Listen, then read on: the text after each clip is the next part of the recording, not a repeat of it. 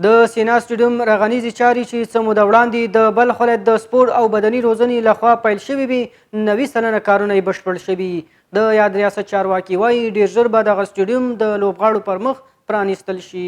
د بلخ ولایت د بدني روزنې او سپورټ امیر وایي څه موده وړاندې چې د دغه سټیډیم رغنیزې چارې پیل شوي وي اوس یې 90 فصلو کې کارونه بشپړ شوي او په نږدې راتلونکي کې به د لوبغاړو پر مخ پرانیستل شي. هغه ویل چې په لاس کې شته ټولو امکاناتو په ګټې اخیستنې سره یې هر اړخیزه هڅه کړې چې لوبغاړو ته دغه سټیډیم ژر په واک کې ورکړي. کوشش ما اینمی است که در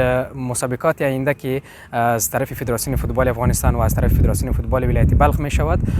و یا هم لیگ برتر مزار و همچنان مسابقاتی در هر رشته که باشه کوشش ما اینمی است که در میدان سینا استادیوم برگزار شود. همدارنګه هغه زیاته کړه چې رغنیزو چارو بشپړېدو وروسته به په دې سټیډیوم کې لوبغاړي د فوټبال، والیبال، فوټسال او یو شمېر نورې لوبې ترسره کړي. له بلې خوا نوموړي له ټولو ملي سوداګرو وغوښتل چې د تیر په څیر دي د سپورټي لوبغاړو ملاتړ وکړي.